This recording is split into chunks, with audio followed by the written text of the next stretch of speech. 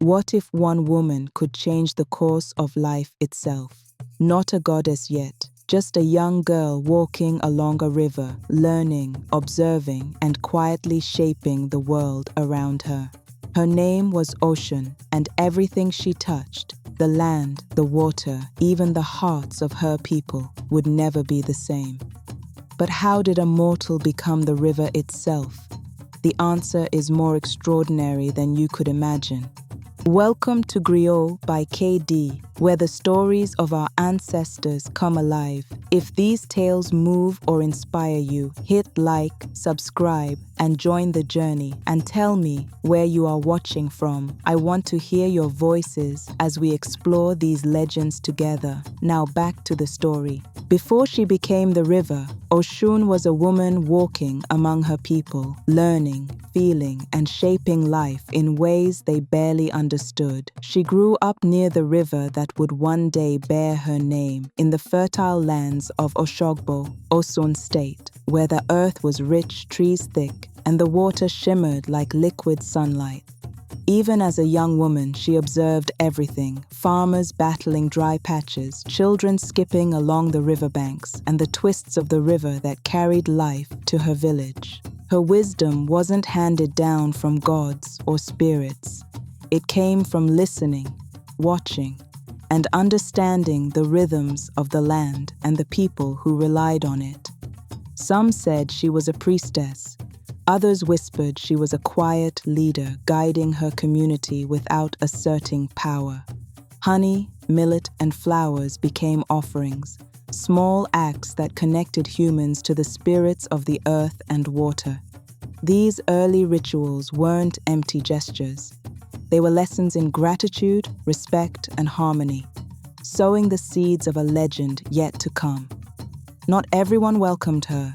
Some elders muttered that she was too clever, too bold. She moves like the river itself, they said. Calm on the surface, unstoppable underneath. Oshun didn't argue. She continued healing, guiding, and observing, until it became clear that wherever she walked, life seemed to thrive. Even then, she was human. She felt doubt, longing, and anger. Crops failed, rivers ran low, and she wondered if some challenges might be beyond her understanding. Yet whispers of destiny stirred, hinting at a force she had yet to meet and a path she had yet to walk. By the time the river itself would carry her name, Oshun had already left her mark. She commanded respect through presence, not force, and those who watched her began to wonder, how far could the influence of this human woman stretch before the world demanded more? As Oshun grew older, her reputation spread far beyond her village. People noticed her intelligence, her kindness, and her uncanny ability to guide the land and her people. She became a bridge between communities, a healer and a wise mediator in disputes. It was during this time that she crossed paths with one of early Yoruba land's most powerful men, Shango. Marriage among leaders was rarely about love alone. It was about alliances, power, and survival. But Oshun and Shango shared a bond deeper than politics. They recognized each other's intelligence, ambition, and wisdom. Together, they formed a partnership that would influence villages, kingdoms, and eventually, myths. Oshun's influence grew alongside her new responsibilities. While Shango rose as a warrior and leader, she continued guiding her people, teaching harmony and gratitude, and building connections with emerging Orishas, including Oya, who would later command winds and storms. Living as co-wives, their early relationship was a mix of collaboration, rivalry, and mutual learning, foreshadowing the complex dynamics of the world of the gods. Her human life also flourished. She became a mother bearing children, including Idowu, Logun, Ede, and the Ebeji twins, raising them with lessons of respect, balance, and connection to the land. Every role she held, wife, mother, leader, deepened her understanding of responsibility and the cycles of life. Yet, challenges shadowed her path. Human jealousy, fear, and envy followed her like shadows. Some villagers resented her influence, questioned her authority, or whispered about the power she seemed to wield over men and women. Oshun handled it with patience and strategy, showing that true leadership is measured not by dominance, but by the well-being of the community. Life along the river was not always gentle for Oshun. The river gave life, but it could also take, and in its depths, Oshun would learn the cost of balance. Trouble began when kings built their homes too close to her river. They took water freely, blocked its flow with walls, and laughed when her followers warned them to leave offerings. "The river owes us," one chief boasted. "It is our labor that makes the land fertile, not superstition." Oshun said nothing at first. She only watched, quiet as dusk, as the water ran thin and the fields cracked. When the drought came, the same men who mocked her came begging for rain. Still, she waited. One night, the air thickened. A low rumble passed through the earth. The river rose without storm or thunder, whispering her anger in waves that swept away idols of pride. By morning, the chief's mansion lay in ruin. Yet the poorest huts, the ones that still left bowls of honey by the bank, stood untouched. Oshun did not gloat. She placed her palm on the water and whispered, "Mercy is not weakness. Even rivers must remind men where power truly flows." Her next trial came from within her household. Shango, her thunderous husband, clashed with Oya, mistress of the winds. Their storms tore across her lands, uprooting trees, drowning seedlings, shattering harmony. Shango urged her to choose a side. "You are my wife. Stand with me or be swept away." Oya's voice roared back, carried by the storm. "Let her try to calm us if she truly rules the waters." Caught between fury and pride, Oshun stepped into the torrent. Rain lashed her face, lightning lit her silhouette. She raised her arms, her voice trembling but clear. She sang. Her melody wove through thunder and wind, a song of love older than fire. The storm began to breathe instead of rage. The wind softened.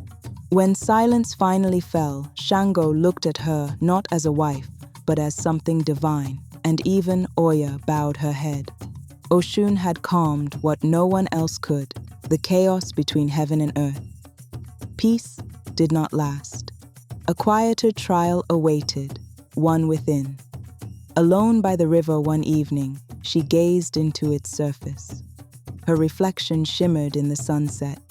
A visiting noble, handsome, silver-tongued, praised her beauty, wazers offering riches and alliances if she would become his queen. His words poured like honey. For a moment she believed him, but then the river rippled, and the woman staring back was not radiant. She was hollow, swallowed by pride. Oshun dipped her fingers into a pot of honey and touched it to her lips. She poured the rest into the river. It glowed gold, carrying her reflection away. She smiled through tears, understanding that love, to remain divine, must stay humble. These were some of the tests she faced. The rest are endless. After years of guiding, healing, and navigating challenges, Oshun reached a turning point where her human life and divine destiny began to merge. The river was no longer just a home or a source of survival. It mirrored her wisdom, her choices, and the balance she had cultivated between humans and unseen forces. Every ripple and current seemed to echo her lessons, her compassion, and the care she had given her people. Her final human trials tested her patience and humility like never before. A famine swept through the villages. Rivers ran low, crops withered, and unrest stirred among the people. Leaders quarreled over resources, blaming each other for misfortune. Oshun stepped forward, not yet a goddess, but a mediator whose guidance carried authority. She organized the fair distribution of water and food, teaching respect for the river that sustained them. Could a mortal truly restore balance to forces that seemed beyond control? Then came the moment that would forever change her story. As she walked along the riverbank, the water seemed to sense her presence.